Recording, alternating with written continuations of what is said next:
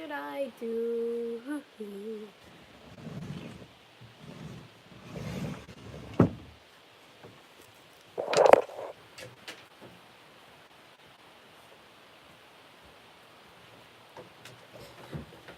So, hi guys. Apparently no one's gonna watch this because today we're gonna be reading Chinese Cinderella. The title says Chinese Cinderella, the true story of an unwanted daughter. So, okay, let's try this again. Hello everyone. Okay, so today we're gonna be reading Chinese Cinderella, the true story of an unwanted daughter by Adeline Yan Mia, author of a New York Times bestseller, Volume 8. Adeline is the daughter you see right here.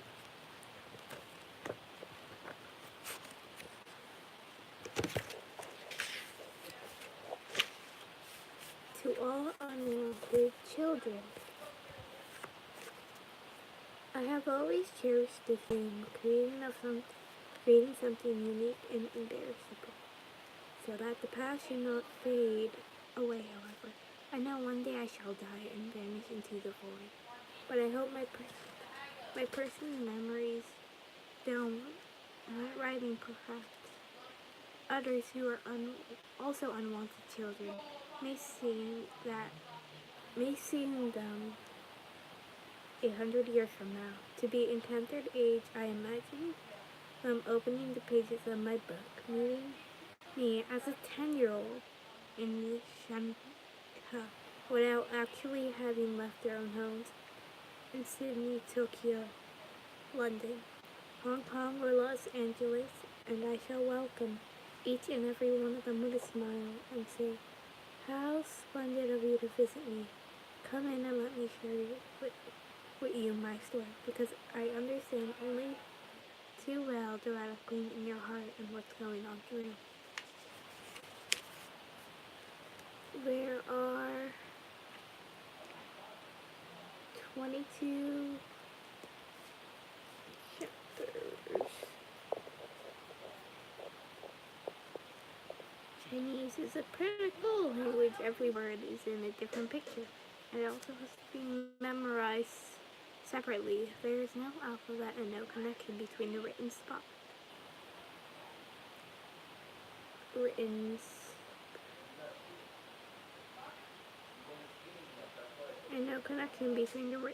spoken language. A person can learn to read and write Chinese without knowing how to speak one word, because each word is a photographic. Chinese evokes greater emotional response than some word lettered in alphabet. The art of is highly revered Chinese poetry written in calligraphy by ancient masters. It's prized and passed on from generation to generation through Chinese Cinderella. I hope only not to integrate you with the plight of a little girl growing up in China, but also to interest you in her language, history, and culture. Chinese Cinderella is a true story of my childhood. To write up to the age of 14, it was difficult and painful to write, but I felt completed to do so. My family considered me bad luck because my mother died giving birth to me. It discriminated against me and made me feel unwanted all of my life. Through mine is a simple personal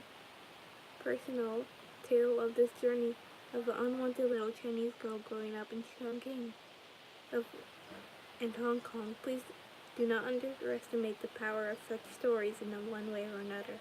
Every one of us has been shaped by the stories we have read and observed in the past. All stories, including fairy tales,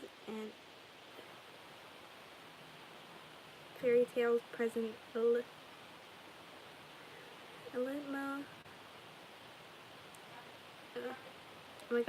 mental truths, which can sometimes permeate your inner life and become a part of you. The fact that this story is true may hold a special appeal appeal today. The world is very difficult from place. It was when I was a child and many Chinese prefer sons and daughters are not so much despite, but the essential things have not changed. It is still important to be truthful and loyal, to do your best to make the most of your talents and happy with the simple things in life, and to believe deep down you will ultimately trumpet if try hard enough to prove your worth for those who were neglected and unloved as children. I have a particular message in spite which of your abusers would have to believe to be consider that each of you has within you something precious and unique. Chinese Cinderella is dedicated to you. The wish that your princess is trying to do your best to face of hopelessness. To have faith in the end of your spirit will prevail to transcend above your abuse and transform it into a sort of courage, creativity, and compassion. Although Chinese Cinderella was written when I was just in my late 50s, inside I am still the same little five-year-old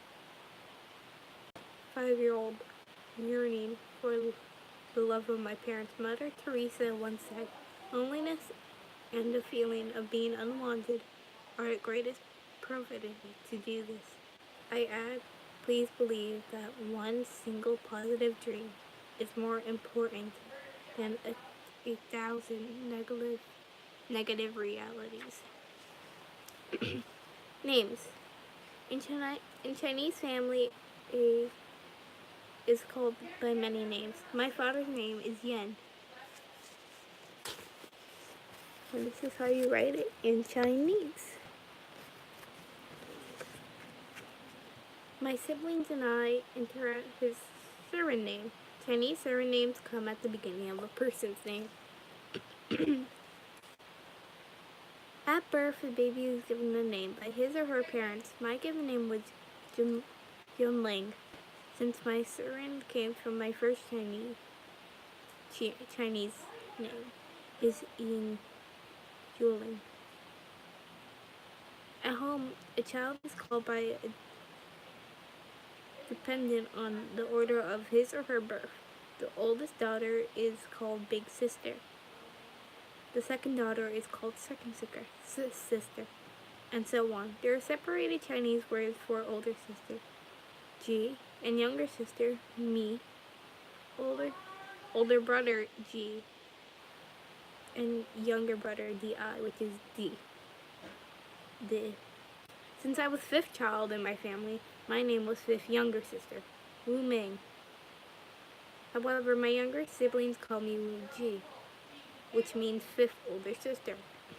When the older generations call me Wu Ming, the word takes on the meaning of daughter. Wu Mi now means fifth daughter. The same goes for D-E-R-D-I. Can mean second younger brother or second son. Our stepmother gave us European names when she married my father. When my brothers and I attended schools in Hong Kong and London, English was the main language. My name became Adeline Yin. After I married, I adopted the last name of my Chinese American husband, Bob Mo. And my name is Adeline Yin Mo. Big sister name is Linda. Big brother is Georgie. Second brother is Edgar. Third brother is James. Fourth younger brother name is Franklin, and little sister's name is Susan. Each chapter in Chinese Cinderella is headed by a number. This number is written in two ways: Chapter 1, Chapter 2, Chapter 3, Chapter 4, all the way to Chapter 10. This is how they write it in Chinese. As you read, you will gradually recognize the Chinese symbols for numbers 1 to 10. Since there are only 22 chapters in Chinese Cinderella, I have written the rest of the numbers up to 100 to 100. There is a different Chinese word for 100. It is... What's here?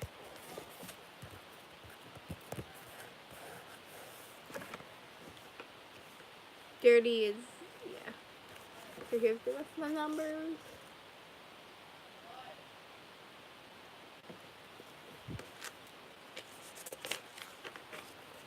Chinese Cinderella.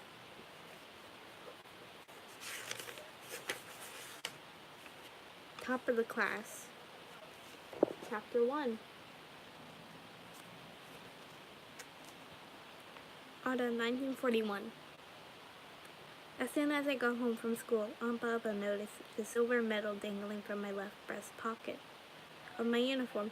She was combing her hair in front of the mirror in our room when I rushed in and plopped my school bag down into my bed. "What's that hanging on your chest? Is there something special that Mother Agnes gave me in front of the whole class this afternoon?" She called it an award. My aunt looked so thrilled. "So soon? You only started kindergarten a week ago. What's it for?"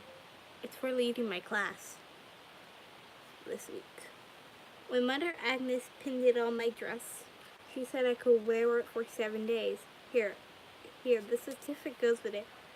I opened my school bag and handed it to her, an envelope as I climbed onto her lap. Excuse me. She opened the envelope and took out the certificate. "Why, is it all written in French or English or some other foreign language? How do you expect me to read this, my precious little treasure?" I knew she was pleased because she was smiling as she hugged me. "One day soon," she continued, "you'll be able to translate this into Chinese for me. Until then, we'll just write the date on the envelope and put it away somewhere safe. Go close the door properly and put the latch on it so no one can come in." I watched her open the closet door and take out her safe deposit box. She took the key from a golden chain around her neck. She placed my certificate underneath her jade bracelet, pearl necklace, and diamond. As I watched, my awards were also a precious jewel, impossible to replace. As she closed the lid of an old photograph fell out, I picked it up and the faded picture and saw a solemn young man and a woman both dressed in old-fashioned Chinese robes. The man looked rather familiar. "Is this a picture of my father and dead mama?" I asked. Like, really, who says that? I know it's a true story, but really, who says that? "No, this is a wedding picture of your grandparents. Your Haiii was 26. Your Nai was only 15.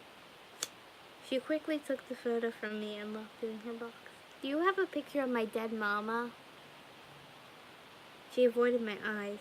"No, but I have wedding pictures of your father and your stepmother Nying. You were only one when they got married. Do you want to see them?" "No, I've seen those before. I just want to see one of my own mama." "Do I look like her?"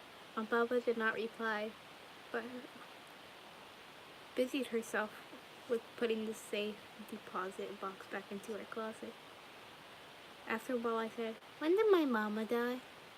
"Your mother came down after a high fever 3 days after you were born. She died when you were 2 weeks old." She hesitated for a moment, then exclaimed suddenly, "How dirty your hands are. Have you been playing in the sandbox again? Sandbox at school again? Go wash them at once, then come back and do your homework." I did as I was told. I was only 4 years old.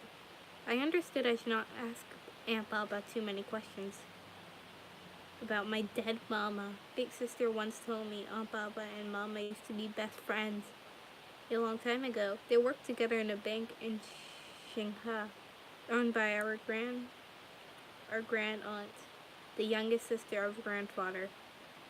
Haiii. Excuse me. Ooh, excuse me.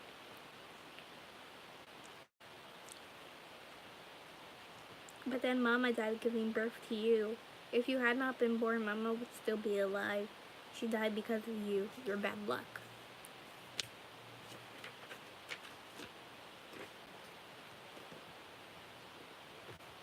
Chapter 2. A Dungeon Family. At the time of my birth, Big Sister was 6.5 years old. My 3 brothers were 5, 4, and 3. They blamed me for causing Mama's death and never forgave me. A year later, Father remarried our stepmother, whom we called Haiii, was a 17-year-old Australian beauty, 14-year-old junior. His junior father always introduced her to friends as a French wife, though she was actually half French and half Chinese. Besides Chinese, she also spoke French and English. She was almost as tall as Father, stood very straight, and dressed only in French clothes, many of which came from Paris. Her thick, wavy brown hair never had a curl out of place. Her large, dark brown eyes were frigid with long, thick eyelashes. She wore heavy makeup, expensive French perfume, and many diamonds and pearls. Grandmother Nai told us to call her Haiii.